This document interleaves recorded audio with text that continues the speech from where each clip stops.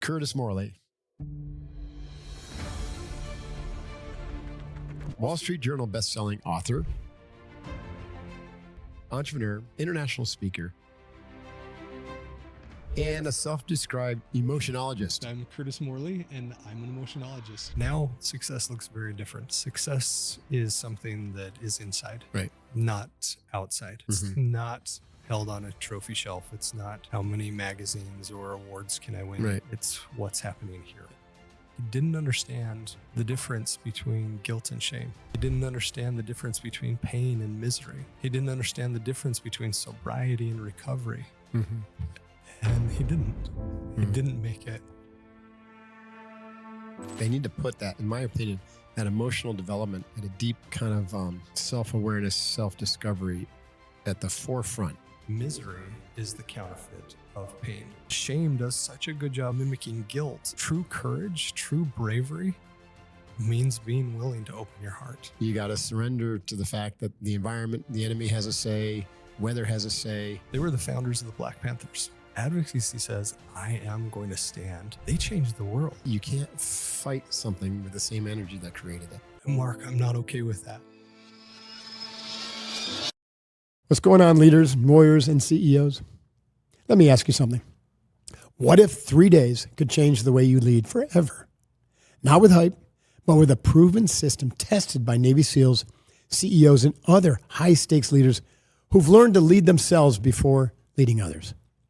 Most leadership training focuses on strategy and tactics. But if your inner world is misaligned, no strategy is going to save you. That's why I created the Unbeatable Leader Challenge. It's not about more information. It's about transformation. In 3 days, I'll give you not only the tools, but the live training to master your mind, your emotions, and your mission. Join the thousands who've taken my challenges and walked away with a battle-tested framework to unlock courage, clarity, and conviction in the most demanding moments of life and leadership. Grab your spot now at unbeatableleader.com. Once again, that's unbeatableleader.com. It's time to become the leader that you were born to be. Hoo-yah. Now let's get back to the show.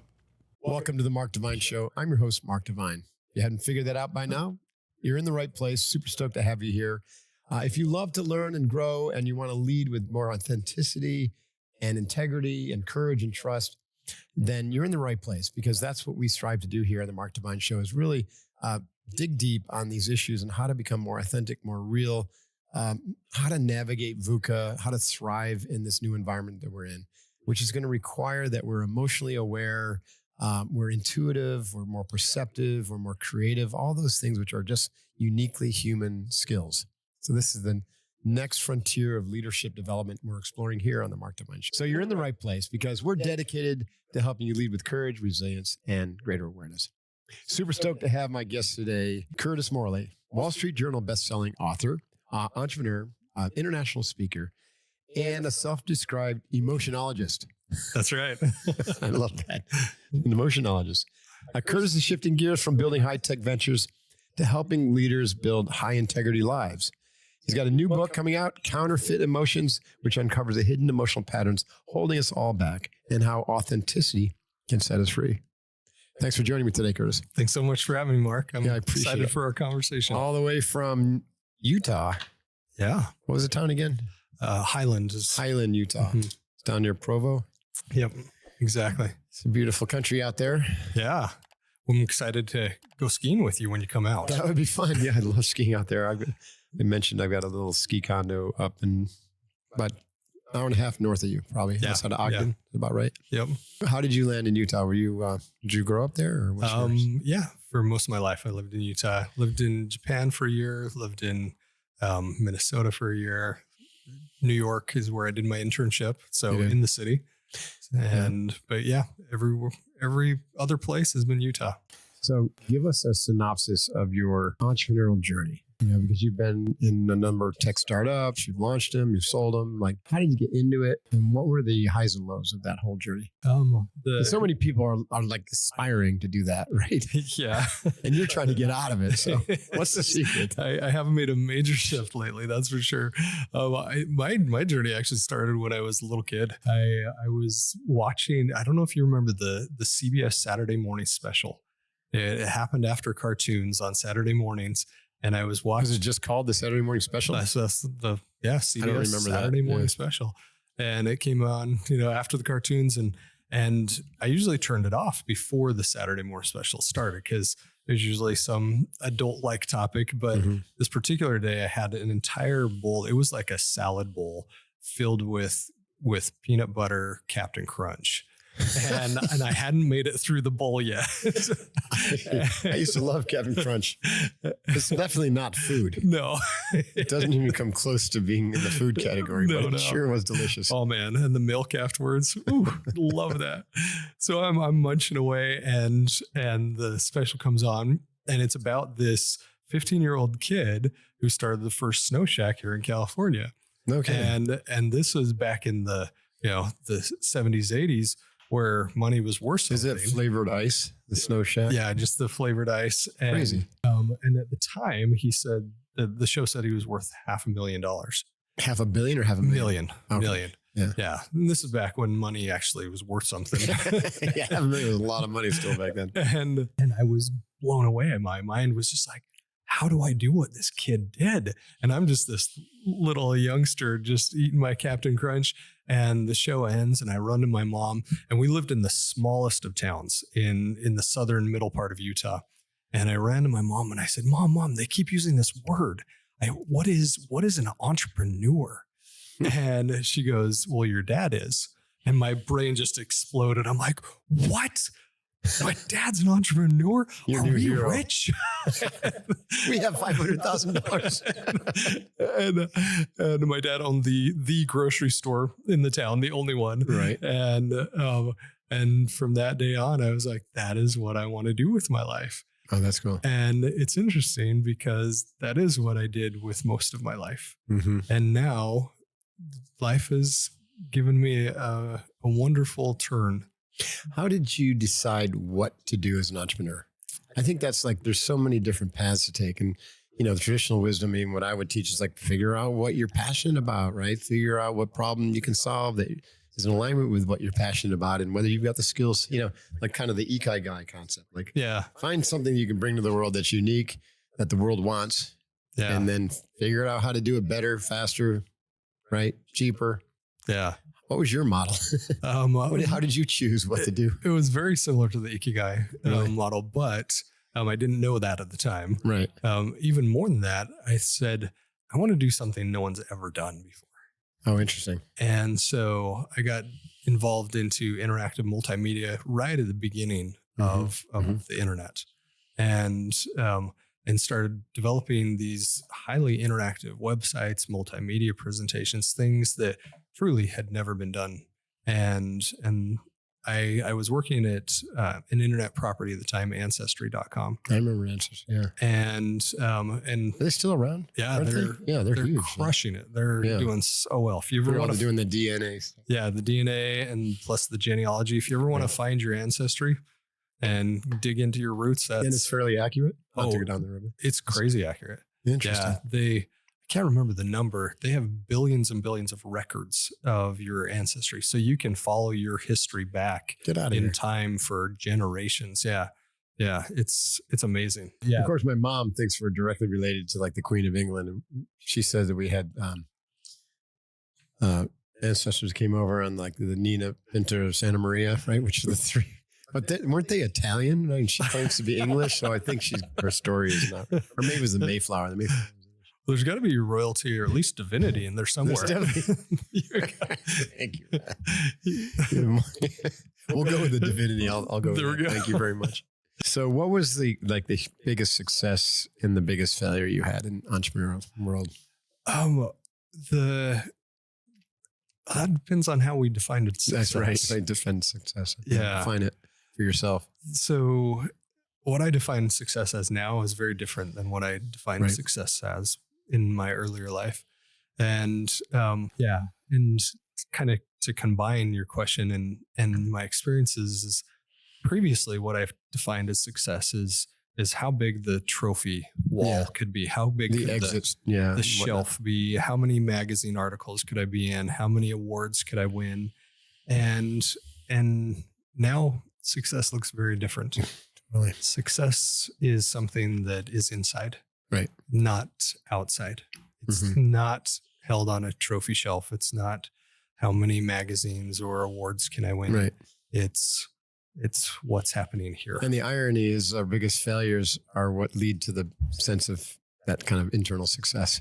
Yeah. Because that's where you really learn and grow, and you have to develop non-attachment and compassion and forgiveness, Yes. for all the people who screwed you, or all the, you have to stop playing victim.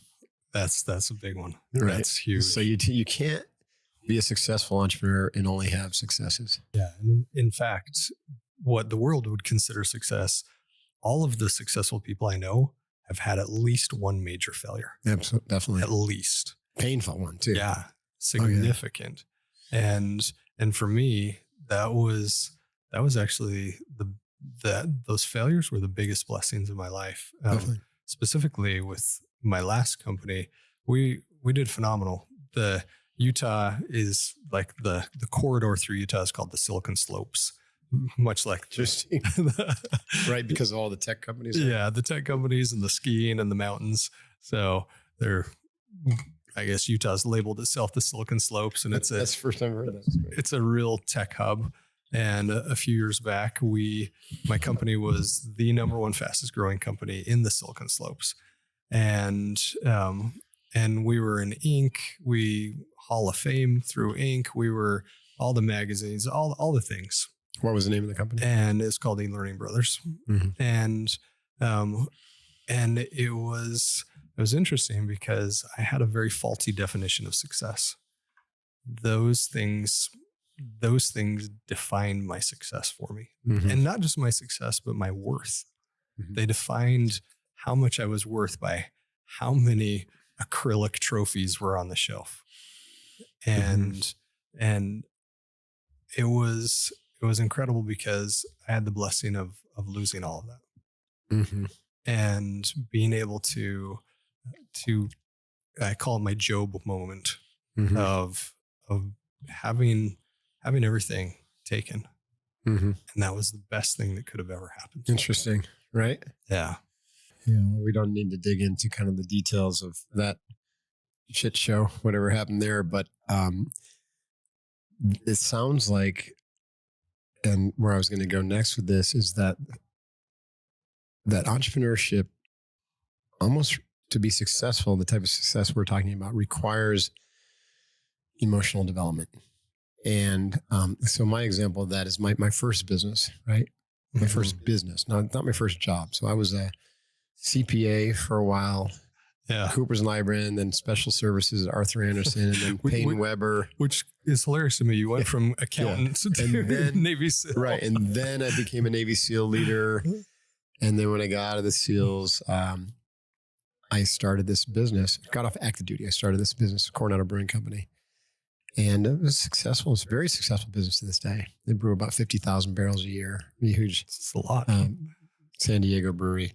But it was really challenging for me at an emotional level. So I consider it a huge success. But what failed for me was the relationship with my partners. And it got really ugly.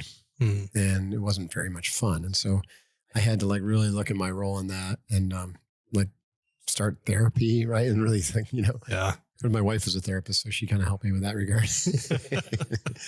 So I consider it a huge success, even though I ended up getting out of the business for very, very low ROI. Yeah.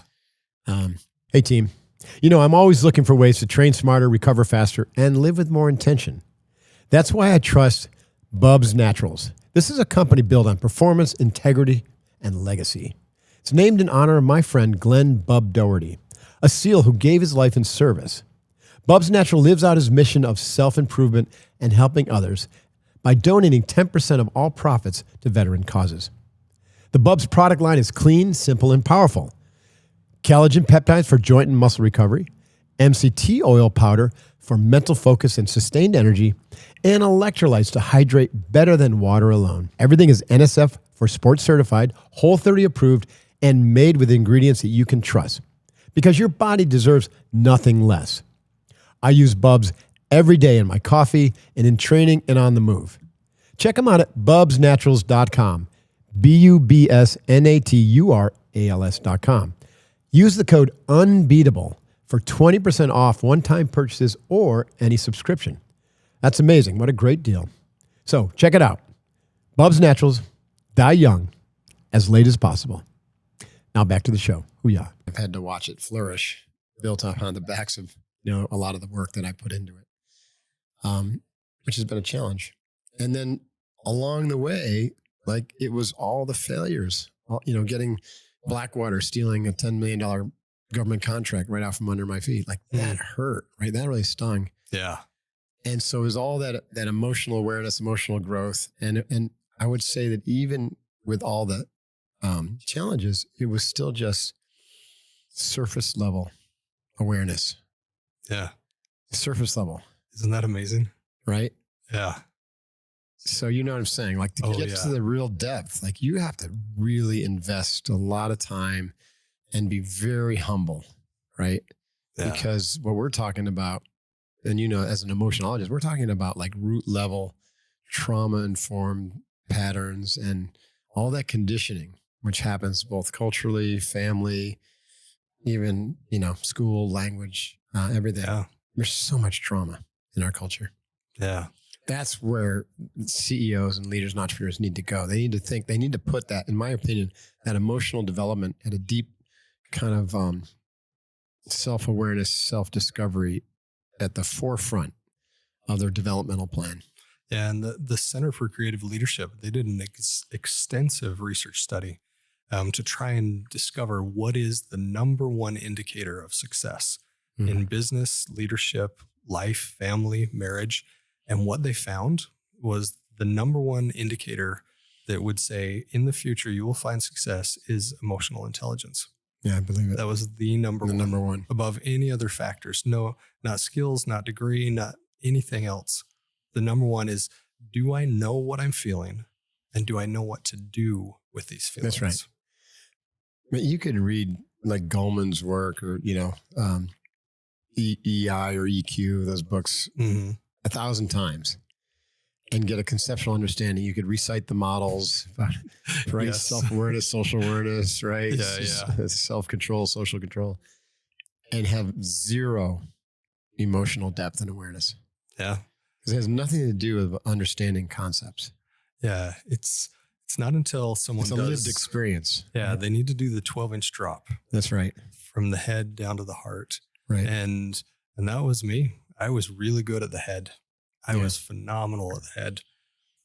Dropping it in the heart, that was How did hard. you do that? Did that happen to you, or is it something that you worked on as a practice? There's a third.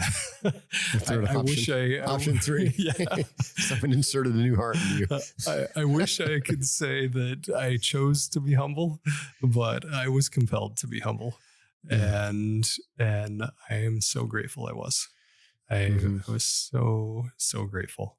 There were a bunch of things in my personal life, including a divorce that completely rocked my world.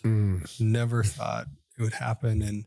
And it was the most painful thing I've experienced. I bet. By far. And I actually, at the same time that I was going through my divorce, I had a friend. His name is Jerry Williamson. And let's see if I can pull this out. I brought you a copy of my book, but even more importantly, is that The Entrepreneur's Paradox. That's awesome. Yeah, this is the previous book. Right. Not my focus now by any means, but Jerry was my best friend he was one of my best friends in college, and the guy could make anyone laugh. Like he'd walk into a room and the whole room would just lighten and everybody loved Jerry. And he would come over to my house and every time he'd leave, he'd be like, "Curtis, I hate you." And I'm like, "Jerry, why do you hate me?" And he said, "Because you make me cry and I hate crying." Oh, that's sweet. And we would just talk, and we both had very broken hearts, and we would open up to each other and just share. And as Jerry was going through his experience similar to mine, he didn't understand the difference between guilt and shame. Mm-hmm. He didn't understand the difference between pain and misery. Mm. He didn't understand the difference between sobriety and recovery. Mm-hmm. And he didn't make it then. That's unfortunate. And he didn't. He didn't make it. And Mark, I'm not okay with that. No. I'm not okay with how he left. He didn't this have life. any. He didn't. Besides you, he didn't have any support structure to help him out of his trap. Yeah, it was. Yeah. He moved to Arizona, and shortly after, he left us, and I'm not okay with the fact that he didn't have to.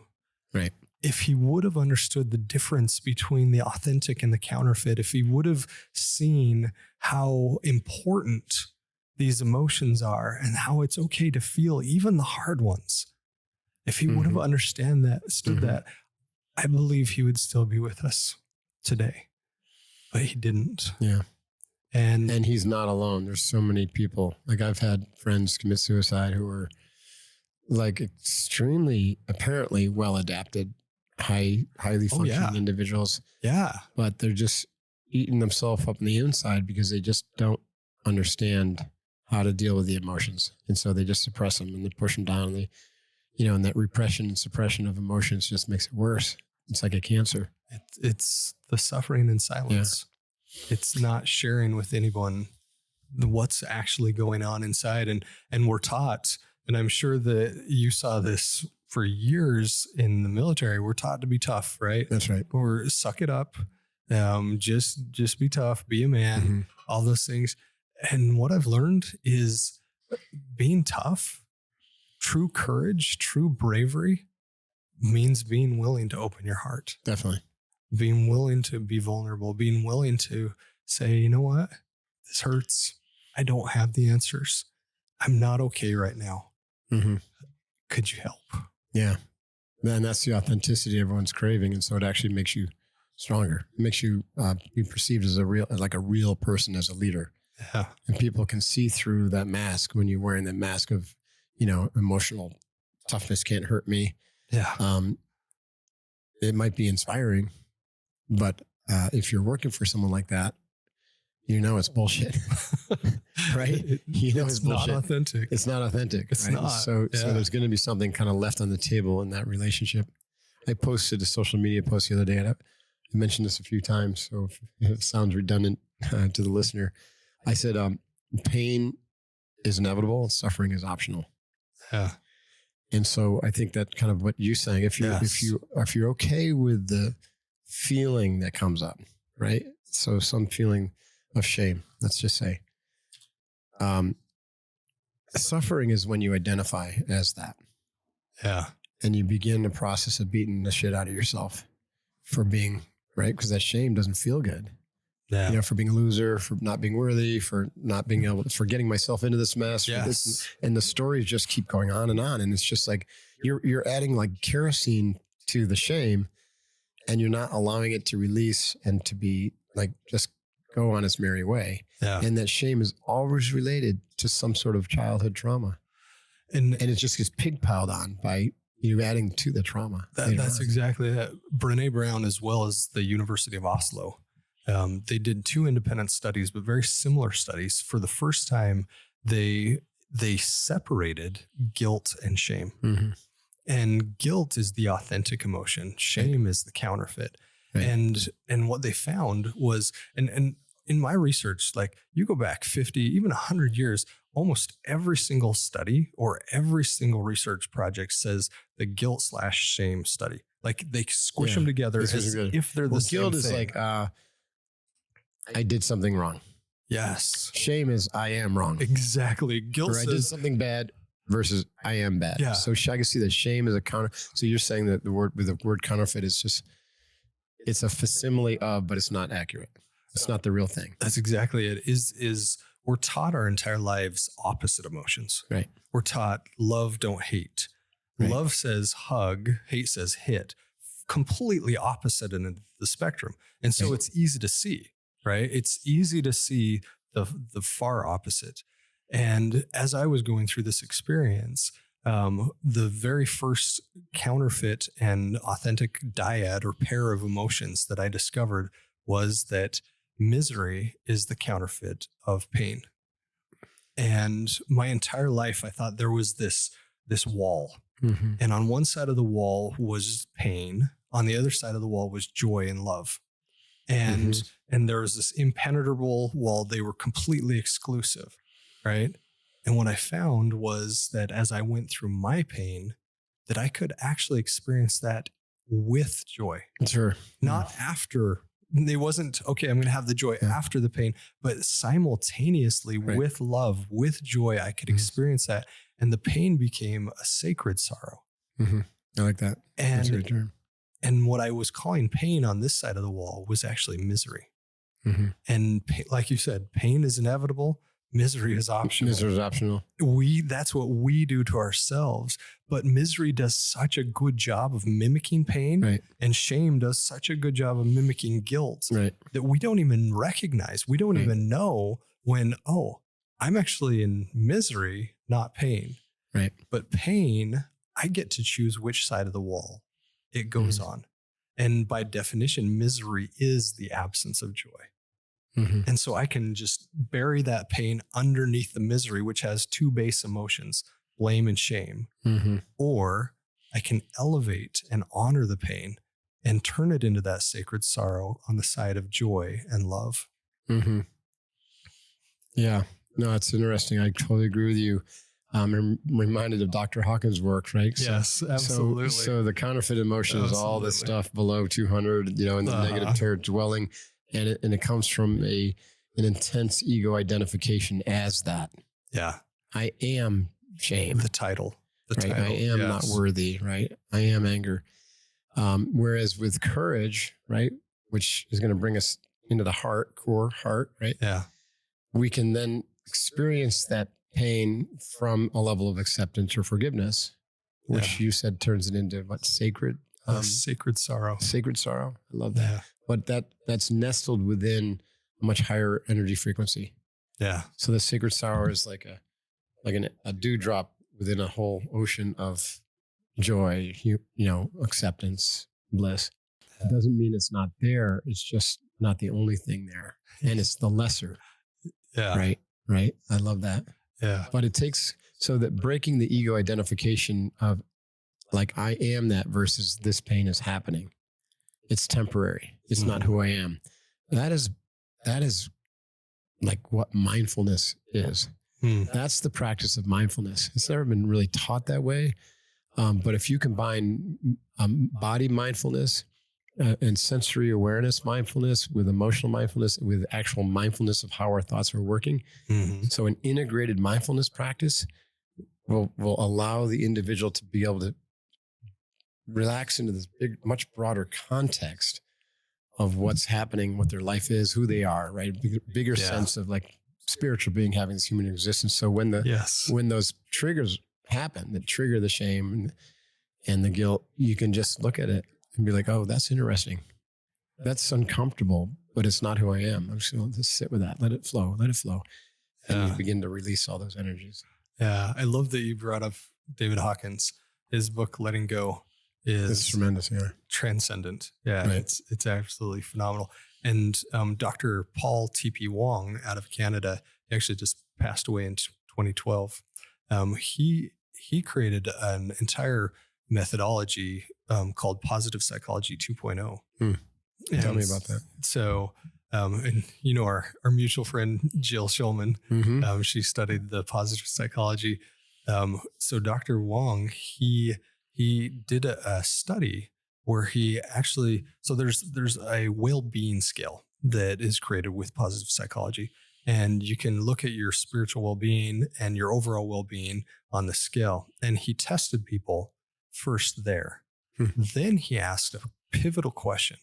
He said, are you grateful for your pain? Interesting. A question most people will never get asked. Like, why would I even life? consider being grateful for that? Right? You know, and why I don't want pain. Pain hurts. It makes me cry. It's hard. And he said, he asked this question, and anyone that identified gratitude in their pain, their overall well-being scale was in a completely different atmosphere. It elevated so high by this one factor, by simply being grateful for the experience that came with the pain. That's interesting. And understanding that this life is not about the destination, it's about the journey. Right. And that's what it's all about. Yeah.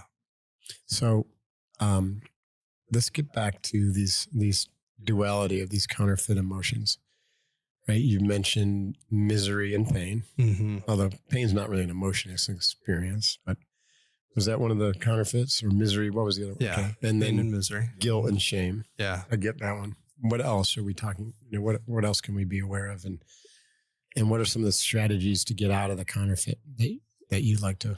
Yeah, there's actually 42 dyads, or pairs of emotions, and it's really important to note there's one emotion that can't be counterfeited. Love. Most people say love. That is the most common answer, and love has the counterfeit of lust. Again, like love says hug, hate says hit. Love also says kiss, and lust says kiss. Mm-hmm. And but the one emotion that can't be counterfeited is peace. And along with David Hawkins' scale, his emotional frequency scale, and actually I think he got it wrong in a couple areas. The scale itself is phenomenal, but one that he got wrong was guilt. Guilt is actually a high frequency emotion. If you look at the etymology of the word, it comes from the 1300s, an Old English word called gilden. And gilden means to make whole or to repay. So the feeling of guilt is the feeling of, I hurt you. Yeah, so I want to make it right. I want to make it right. And that's a connecting emotion. That's emotion. Guilt is actually based in empathy. The feeling of guilt is, I hurt you. I know how it feels to hurt. Now I want to help you because I want to repay. That's the feeling of guilt. But shame. That's interesting. I think I'm resonating with what you're saying, at least in terms of one kind of view on guilt. In the negative context, like someone who's negative generally doesn't experience guilt. Yeah, there's over the things that they do, right? The way they hurt people, how they show up, and they're not experiencing guilt. They're just being themselves. we couldn't have a civilized society. That's really interesting. Without guilt. There's according to the DSM-5, there's 4 personality types. Look at the 10 Commandments. Guilt. Don't do this. Don't do that. Oh no. Don't kill. Why not? Well, you're going to feel pretty bad. If you do that. That's fascinating. But yeah, there's 4 personality types that can't feel guilt: narcissist, psychopath, sociopath, and borderline personality disorder. If we didn't have guilt in our world, we wouldn't have civilized society, because guilt says, I hurt you. Wait, we have civilized society? that was maybe the assumption. In Utah you do. That was because of sociopaths are running the show. What are you talking about? But you think about that, like guilt actually is a connector. Interesting. If I hurt you, I have to connect with you to say I'm sorry. I have to connect with you to repay and repair. I have to connect with myself. I have to say, this is not who Curtis is. Curtis is not this kind of person. My eternal soul, that's who I connect with first. Then I connect with you. Then I connect with isn't God. Guilt also, instead of tying it to something you did, it's where Hawkins is coming from is it's you feeling like that's something you are. Yeah. And that's shame. So like, Yeah. it is shame, but so let's take sexual assault, for instance. Okay. Sexual assault is always going to most likely lead to some kind of shame based. And the experience is so hard to understand that oftentimes the individual will take some responsibility. The person that was assaulted. Yeah, the assaultee will take responsibility and say, well, I must have made this happen, or it must have been partly my fault, or whatever. I attracted it, or whatever. Yeah. And so they feel guilty for that. And so now you have this kind of shame and guilt kind of merged together, or, connected together. And it has nothing to do with what they did to somebody else and, wanting to recover and, find some peace, on the other side of that. So it's a little bit different than what we're talking about. Yeah. And going back to that study that Brene Brown did and the University of Oslo, very similar, but yet independent. They didn't even know they were doing it. Mm-hmm.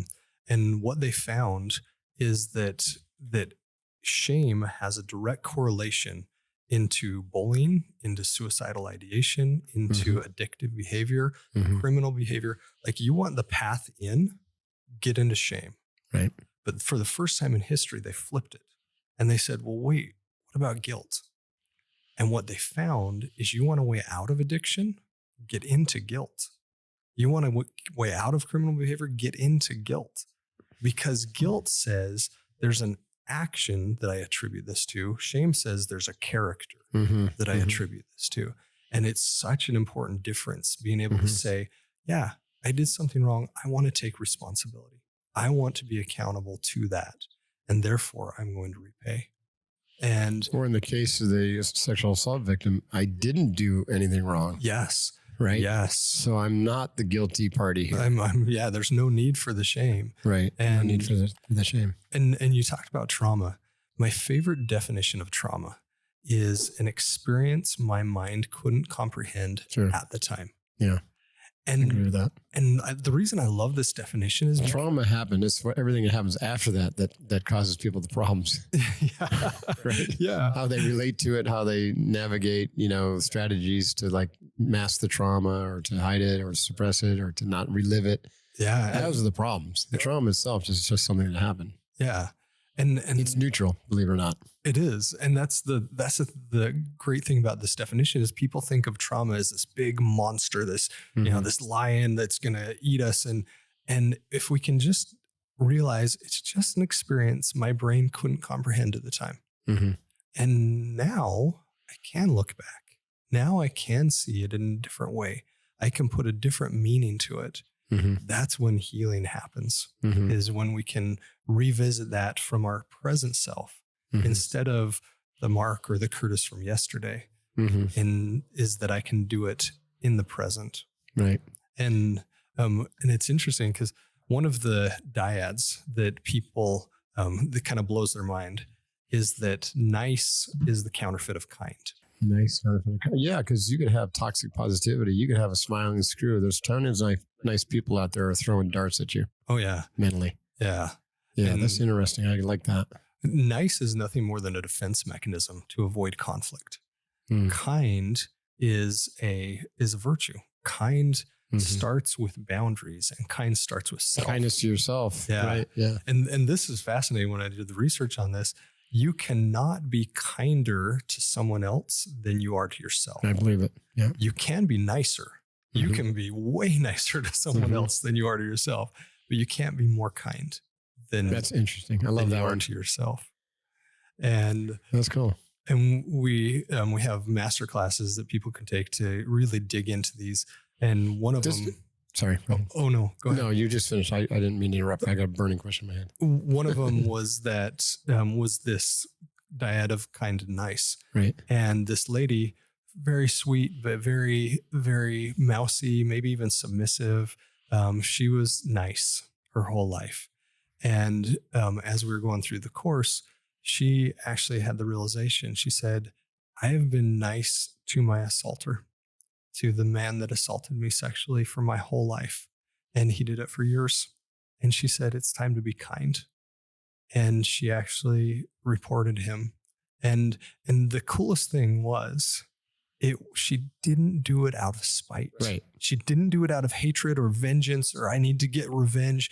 She did it out of love. Mm-hmm. She did it out of kindness because she gave him an opportunity to stop the behavior. Yeah, to heal. And But also gave her an opportunity to heal yeah, because she was allowing him to do that. So there's probably a certain amount of shame around that, allowing her perpetrator to continue. yeah. And what they found was that when they picked him up, he was still doing it. It was the kindest thing she could have done for him is to actually send him to jail. Wow. Because then he had a chance to change. He had a chance to stop. He had a chance to say, okay, this was wrong. It's time for me to pick a different path. Mm-hmm. And so going back to... Do you find that just the awareness of these dyads, the counterfeit emotions, is healing in and of itself? It is. Or is it just the beginning? Or like, can it be a total transformation? Just like this woman be like, oh my God, nice and kind are two different things. Yeah. And I've been, kind of lying to myself and putting a little wrapper on this whole thing by trying to be nice. Yeah. And I can see how that could be a real transformative moment. Just be like, oh, yeah. I love the awakening moment when I share this with people and they're like, holy cow, I've been a nice guy my whole life. And Mark, I'm Curtis and I'm a recovering nice guy. Recovering nice guy. That was me for most of my life. Is you ask anybody 10 years ago who was Curtis, they're like, he is the nicest person on the planet. And I hope I never hear that again. Yeah, that's right. That's not a compliment anymore for you. It's not. If anyone says that to me, I'm not going to be suspect. What do they think about me? Huh? It's not a compliment. It's like I said, it's a defense mechanism to avoid conflict. Right. I would put on a smile. I would, I'm president of the fastest growing company in the Silicon Slopes, number 13 fastest growing in the entire country. In our industry. And yet if I had to have a disciplinary meeting with someone or if I had to fire someone, oh man, I would get this pit in my stomach. Just be like, oh, I hate this. Like, I don't want this conflict. I don't want this, I need to avoid this at all costs. And now, because I understand what kindness is, now I actually look forward to those conversations. Mm-hmm. Because where nice says, I'm going to avoid conflict at all costs. I'm going to do everything I can to avoid this. Kind says, I'm going to transform conflict into connection. Mm-hmm. Because every chance there is for conflict, there is a chance for connection. Right. Every time. Mm-hmm. Every time. And so now those conversations are something I look forward to because at the very least, I know that person is going to understand I care about them, that I care about me, and that I'm going to help them. Bare minimum. That's what's going to be the result of the conversation. Nice. And if something might hurt, if I share feedback with them that may hurt, kindness says, I'm going to sit with you in the pain. When it hurts, I'm going to be there. Nice says, I'm never going to have that conversation. Kind says. It sounds like you could have a whole parenting class on this one. That's so true. Parenting, this is critical. Yeah, you think about all the helicopter parenting and not want to hurt your kids' feelings and the soccer trophy. Yeah, soccer trophies and just being nice and the little kids going like, what are my boundaries? Give me some boundaries. But of course, they're not going to say it overtly because overtly they don't want the boundaries. Yeah. But they're craving them nonetheless. Studies showed that that children that have boundaries feel safe. Right. They feel the safety of boundaries. Right. And that's the thing is that kind is always safe. Because it's boundaried. Because that's the number one. I'm not going to let you hurt me again, but I'm going to be kind to you about it. Yeah. And I'm going to be direct. And I'm not going to be mean. Or I'm not going to let you hurt yourself in the case of your kids. Yeah. And every one of the dyads is actually part of a pendulum. And you've got this emotional pendulum. On this side, let's say I'm holding up this massive steel ball called nice, and it's hard and it's heavy, and I hold it up until I can't hold it anymore, and I let it go. And what happens is it swings to the opposite side. And that's where we find mean. You go from this really nice guy to all of a sudden, wait, why are you yelling? What happened? And this emotional pendulum swings back and forth. But what we find right in the middle. Yeah. Eventually we'll settle down. That's the authentic. That's where we find kind. Where there is no more mood swings is where we find kind. And each one of the dyads has this pendulum to say counterfeit, opposite, and authentic in the middle. That's really cool. That's a neat model. Kind and it's counterfeit, nice. I agree that that's a pretty big one. There's got to be another one that's like almost as potent. And we have a few more minutes left. So I want to, because just talking about it is really helping kind of like feel into, what's the difference between, the more shame infused, like for me, niceness is operating out of shame without any boundaries. Yeah. It's a because you're not response. willing to like set the boundaries.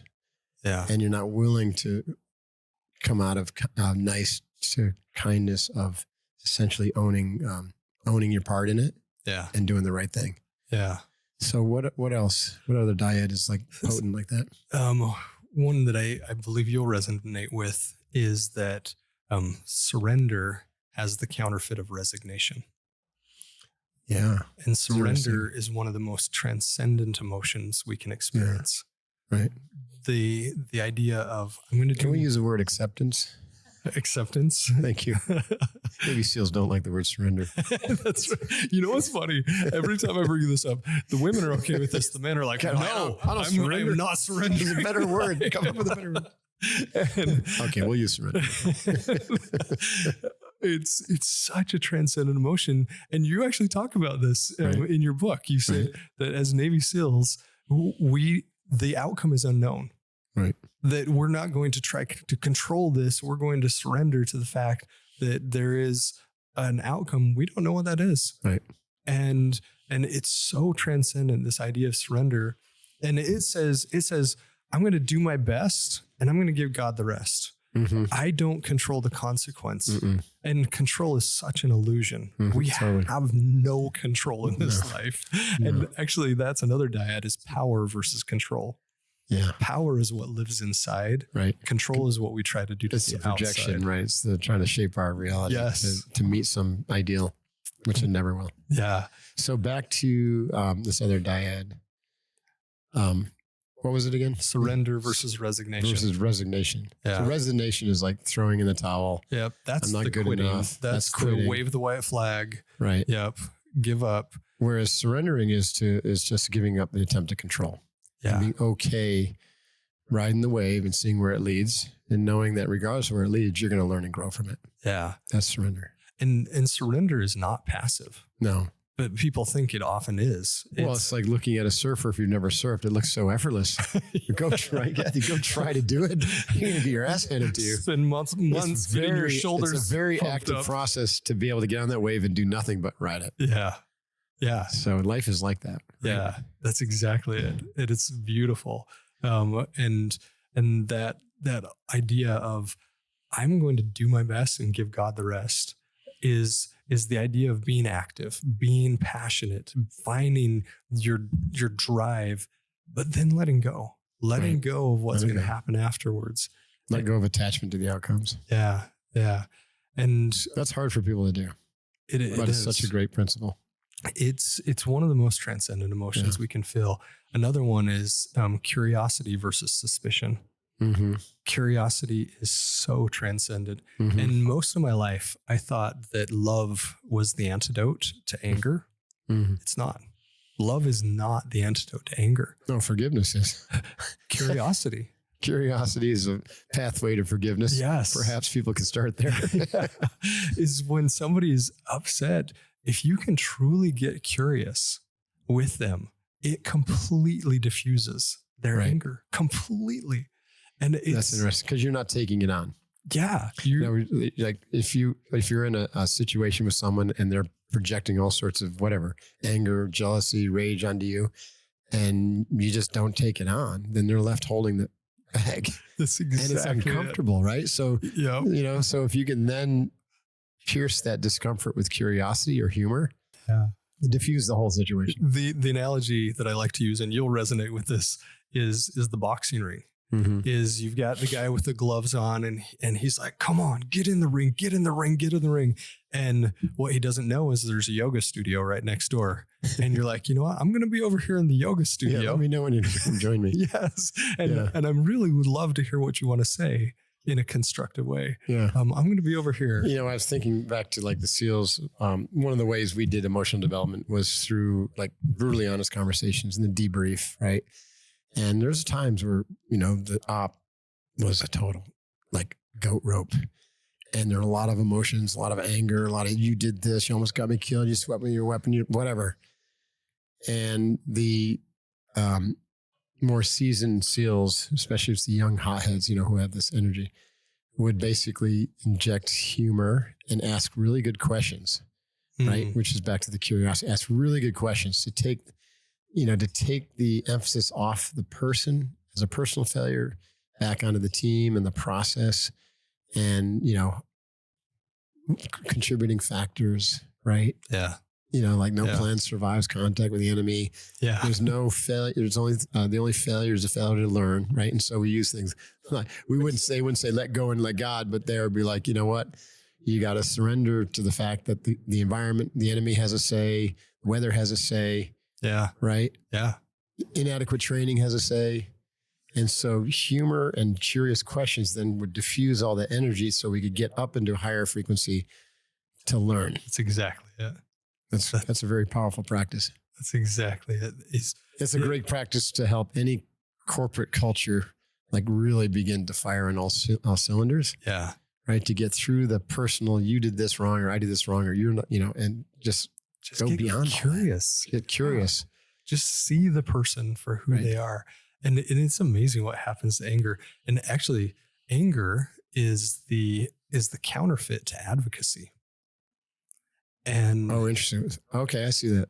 And there's only advocacy is more like assertiveness, and when it comes to communication or the feeling, right? You're going to be okay to advocate for what's right for yourself and for your team and for your family. Yeah. Regardless of the consequences. Yeah. Regardless of getting canceled on social media or whatever. Yep. Exactly. Yeah. No, that's exactly it. And this will be a fun quiz for your listeners. And it's okay if you don't know the answer, because in the thousands and thousands of people I've asked, I've only had 2 people that knew the answer. But who is Bobby Seale and Huey Newton?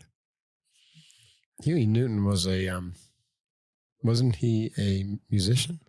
Huey Lewis. Same guy. Newton was his middle name. Yeah, Huey Newton Lewis. And I don't know those guys. And that's okay, because no one does. No one knows these 2 guys. The 2 guys know themselves. Those are the 2 guys. Yeah, but let me ask you this. A very different question. Who was Martin Luther King Jr.? Yeah. Of course you know, right? Yeah, I know who he was. I didn't know him. I'd love to have met him. Everyone knows who Martin Luther King Jr. was. Huey Newton and Bobby. Now I'm going to get their main names mixed up. Right? Yeah, Bobby Seale and Huey Newton. They were the founders of the Black Panthers. Is that right? And they're the black militant group that firebombed cars, killed police officers. They took the negative path. They took the path of anger, rage, and hatred. Martin Luther King Jr. said, "I won't stand for this injustice, but I will stand at the foot of the Lincoln Memorial with 1 million people, and I will change the world." Mm-hmm.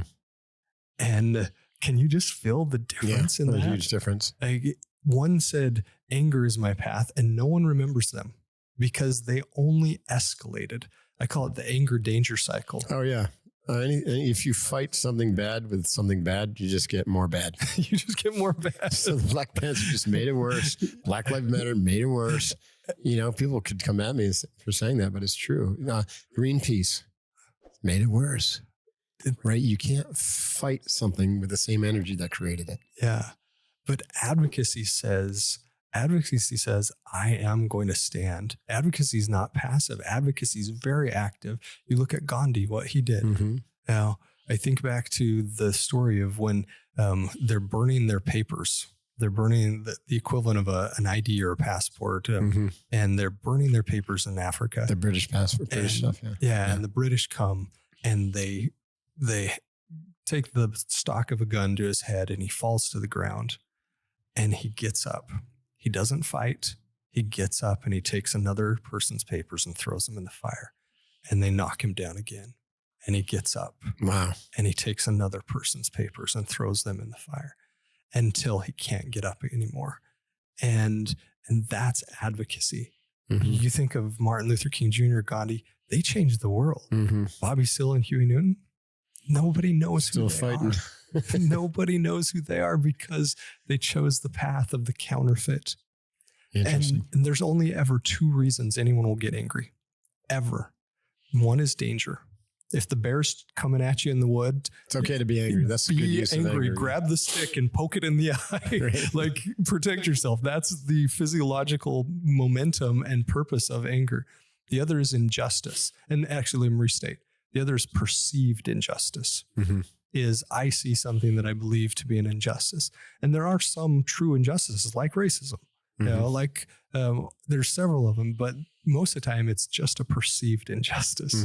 And if we can transition from the counterfeit to the authentic, just like you said, our frequency elevates, our frequency goes up. We live a different life. We live a very transcendent nature. That's really cool. Yeah, I could go into every one of these dyads if we had more time. So I'm just really enjoying the conversation. And I know it's going to be very useful for listeners. Actually, you asked about what dyad I'm passionate about. Yeah. With Jerry, with others, is that sobriety is the counterfeit of recovery. And yeah, because so I totally agree with that, because I mean, I've worked with a lot of dry drunks. They're sober, but they haven't done the recovery work. Exactly. So they're just projecting their addiction out into a different way through trying to control other people's lives or put more points on the board. They just transfer the addiction. Yeah, they slide it over. Right. And I know you love to run. I love to run.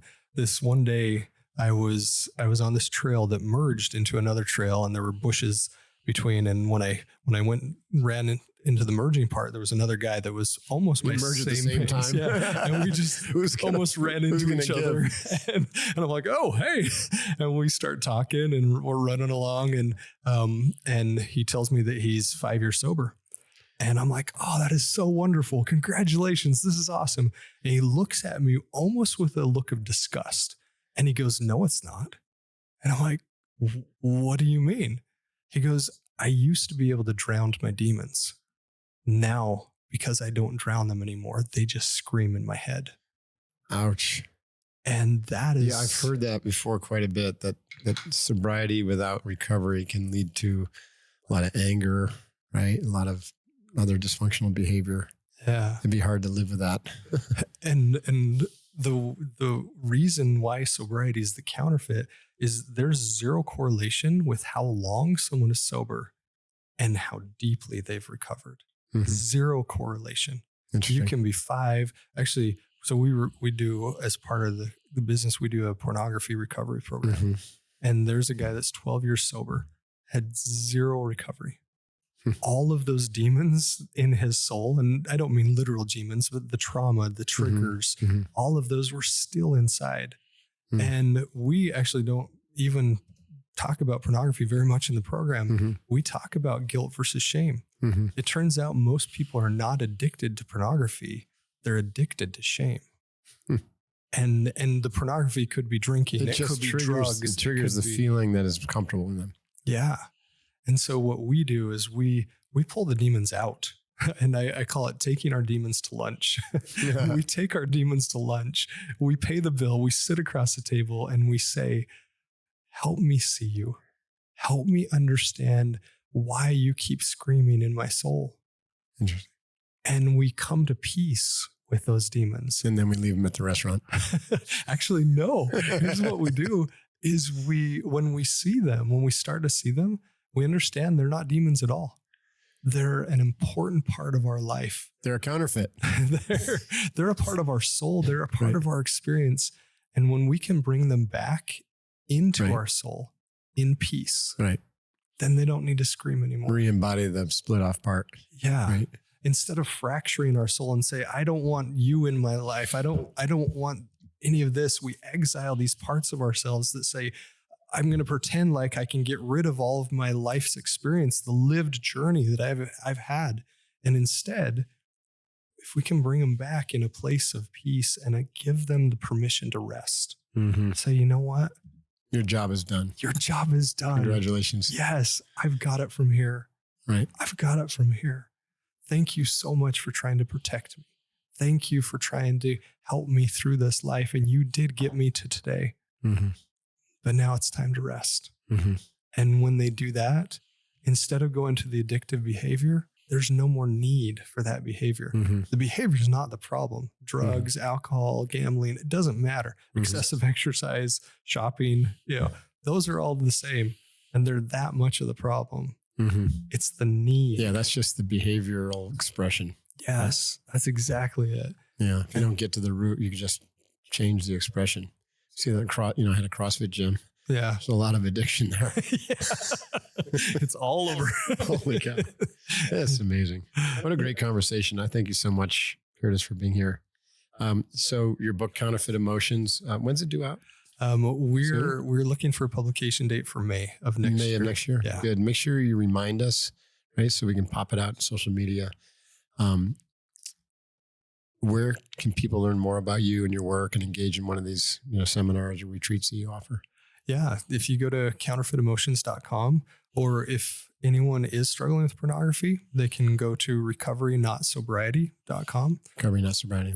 And we do corporate leadership, we do individual self-development and personal training.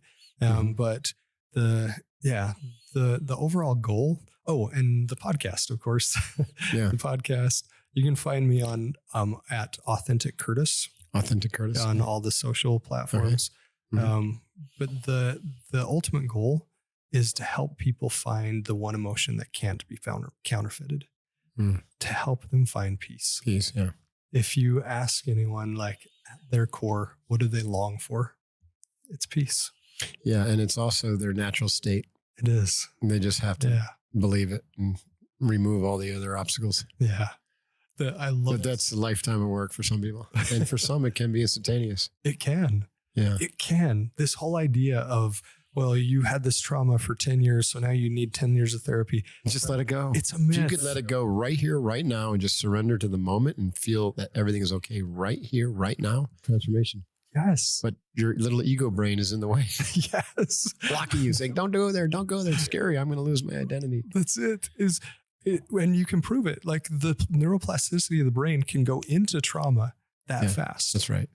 But guess what? It can go into healing of trauma that fast. You saw that with schizophrenia or multiple personality disorders. They can literally transform their body when they shift personalities. It's instantaneous. Yeah. Right? They can develop cancer. They can develop, all sorts of issues that just show up. And then we shift personalities, they're gone. It's a really remarkable body. The body mind is remarkable. Yeah. You just got to understand the power of how the power of the mind to think clearly. And I think this, your work is really cool because it helps people think clearly about what emotions are and what a counterfeit is. Like that's new information. I hadn't been exposed to that. I think it's very helpful. And you can literally have that epiphany, which will transform everything. Or you can use it as a practice, or both, if you're lucky. Yeah. Or both. You want to use it as practice, and you want that epiphany that suddenly takes me out of shame and into, courage, or wherever. And each one of the dyads has a model of how to go from the counterfeit to the authentic. Right. So how to get out of shame and into guilt. How to stop. Did you read the audiobook? For the book? Yeah. You haven't done it yet. Yeah, it's not. You're going to read published. the audiobook, I hope, yourself. Yeah, that's it's the plan. important for the author to read that. Yeah. And with that, there's 4 criteria that are so important to understand, because at any point in your life, you can identify, am I feeling authentic or am I feeling the counterfeit? Mm-hmm. And when I first discovered this, I was like, I need a book. I need a retreat. I need a seminar. I need something. And there was nothing. the closest thing I found to this concept was a Buddhist teaching called near enemies and far enemies, which isn't a 1-for-1, but it's the closest. Is it a loving kindness practice? It's the idea of there's the near enemies, which are kind of like the counterfeits, or the far enemies, which are kind of like the opposites. Got it.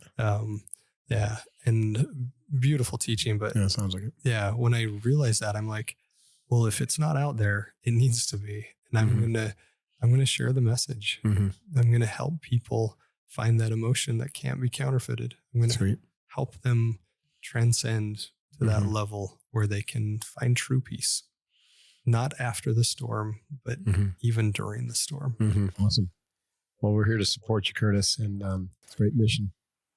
Thanks, Mark. I'm glad you found it and left those demons or reintegrated those demons. I would have left them at the coffee shop, but whatever.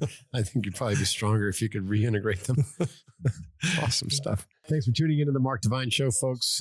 We super appreciate you for walking this path of leadership and authenticity and understanding how important emotional development was, right? Who'd you say CCL did that study? Yeah. Along with Brene Brown, or no, that was a different study, but regardless, emotional development is crucial for leadership today. So get on board.